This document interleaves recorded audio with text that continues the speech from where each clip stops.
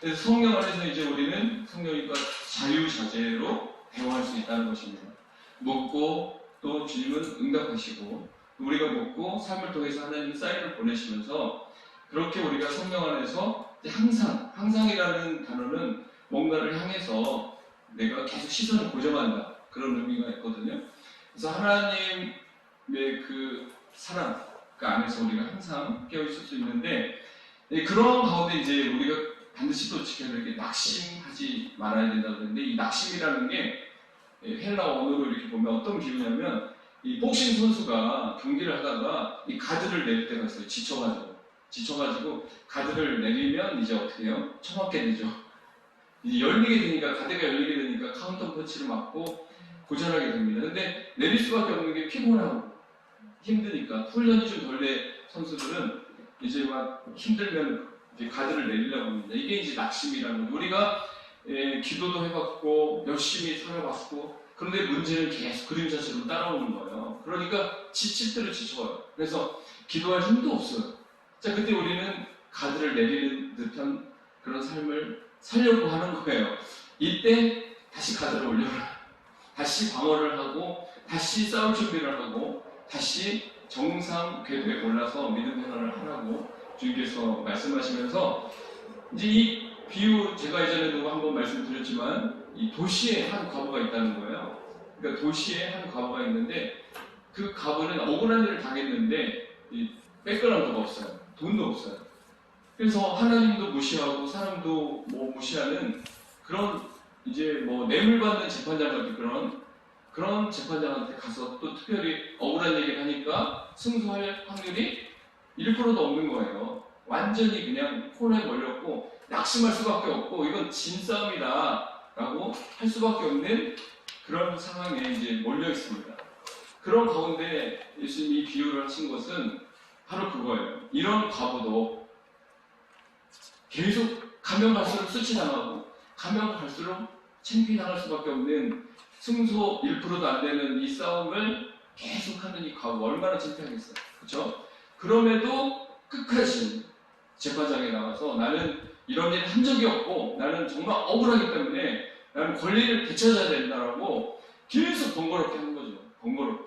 그러니까 이 재판장이 하나님도 난 두려워하지 않고 사람도 무시하는 그런 막한파 재판장인데도 불구하고 생각을 해보게 되는 거야. 아, 너무 번거롭다. 계속 와서 내 일을 이렇게 못하게 만든다. 자, 그러면 내가 이제 이 사람 때문에 일도 할 수 없을 정도가 됐으니까 이쯤 돼서 이 사람에 대해서 한번 그 원한을 좀 들어봐야 되겠다 해서 마음을 열고 듣고 나서 보니까 충분히 자기가 이해가 됐고 해서 그 문제를 해결해 줬습니다. 그러면서 예수님이 이 불의한 재판관이 말한 것을 이제 들으라고 말하는 거죠. 그러면서 하물며라는 단어를 썼습니다. 하물며. 그러니까 저는 여러분들에게 이런 말씀을 해주고 싶어요. 저도 뭐 7.8기, 4.5기 그런 얘기 하잖아요. 저도 계속 뭔가 이렇게 문제 속에서 또 아픔 속에서 외로움 속에서 고독 속에서 정말 시편을 읽을 때마다 하나님 어찌하여 숨으시나이까 어찌하여 멀리 계시나이까 막 이런 다윗의 그 아픈 탄원 있잖아요. 그게 이제 다 제 얘기 같기도 하고 그래서 하나님이 언제 이렇게 도와주실까? 이미 이제 그 삶 속에서 함께 하시는 걸 아는데 제가 원하는 만큼 이렇게 하나님이 그 문제를 해결해 줄 수 있는 분이신데도 너무 이렇게 끄는 것 같아요. 그때 지칠 때가 있습니다. 그래서 포기까지는 아니어도 그냥 내려놓고 싶은 마음이 들 때가 있는데 이 낙심하지 말라고 한 이 메시지는 뭐냐면 끈질기게 그 많은 사람들이 그런 얘기를 합니다. 저도 이제 개척교회는 안 해봤지만 개척교회 하신 분들이 대부분 목사님들이 지칠 대로 지쳐 있어요. 근데 그분들이 하는 말이 나도 할 건 다 해봤다는 그런 얘기 제일 많이 하죠. 할 거 다 해봤다. 할 거 다 안 해봤어요. 제가 볼 때는. 끈질긴 기도가 남아있는데 그 1%, 2% 앞에서 무너진 분도 있고 포기한 분도 참 많은 것 같아요. 그래서 우리는 하나님은 분명히 약속했습니다. 인자 볼 때 믿음을 보겠느냐라고 8절에는 이제 마무리하면서 저 그렇습니다. 그 1%, 2% 그 남겨놓고 나는 안 돼. 현실은 절대 극복할 수 없는 현실이야. 이렇게 주저앉아 버리는 사람이 다수라는 거죠. 많은 사람들이. 그리고 항상 하나님께 뭐 구하는 기도만 한다기보다 사랑합니다, 감사합니다, 여전히 함께 계셔서 감사합니다, 이 환난 날에도 내가 세 끼 먹을 수 있고, 비록 남들에 비해서 이렇게 넉넉한 삶은 아니지만 하나님의 인도를 절대적으로 제가 믿고 그렇게 저와 함께 해주시면 감사합니다. 이제 이런 기도를 끝까지 항상 애열된 그 상태를 유지하라고 그랬잖아요. 이런 애열된 상태로 항상 그렇게 하나님 앞에 기도하면서 끈질긴 기도가 이제 동반돼야만 이제 그 사람은 하나님의 심장을 올려서 하나님도 다 그냥 쓰러지고 자포자기 하고 이제 주저앉는데 너는 정말 믿음으로 승부를 던지는구나. 이 믿음이 기도거든요. 그래서 여러분은 하나님께서 여러분의 원한을 풀어주는 건 시간 문제고 그 원한을 또 풀어주고 여러분의 잃어버린 권리를 다 되찾게 줍니다. 단지 그 밤낮 부르짖는 택하신 자들에게만 그 혜택이 온다는 전제가 되어 있어요. 밤낮 부르짖는 택하신 백성들에게는 하나님께서 거의 끝났다고 생각하는 그 순간에도 하나님께서 일으켜 세우시고 기적을 베풀어 주신다. 근데 밤낮 부르짖지 않는다는 건 뭐예요? 이미 신앙이 약화됐다는 거고 하나님에 대한 절대 신뢰가 무너졌다는 것입니다. 그리고 세상을 바라보면서 마음이 흔들렸어요.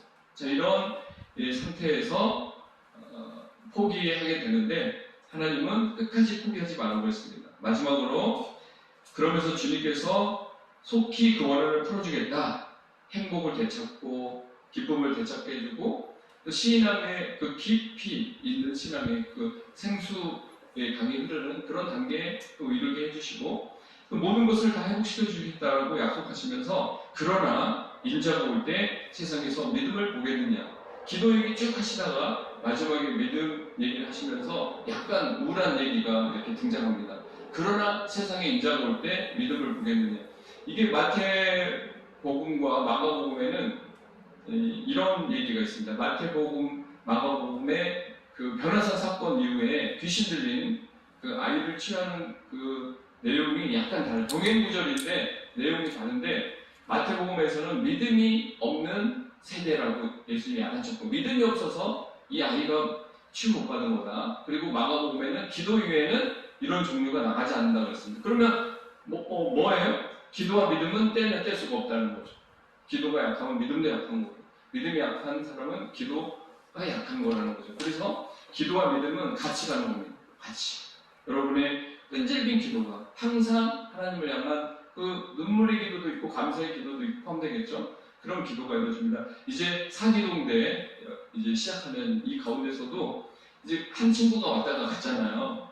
그러면서 우리는 딱 느낌에 여기에서 많은 친구들을 뭐 구원하고 그런 큰 포부를 갖고 시작하려고 했는데 만만치 않다. 코로나 이후에 만만치 않다라는 걸 현실을 느끼고 있습니다. 그러나 항상 하나님께 기도하고 그 영혼들을 위해서 기도하고 또 낙심하지 않는다. 가드를 내리지 않는다. 끝까지 믿고 믿음으로 나간다. 그러면 하나님께서 반드시 그 우리의 비전이 하나님의 비전이고 하나님의 비전이 우리의 비전이잖아요. 그래서 한 명이라도 더 이곳에 왔으면 좋겠습니다.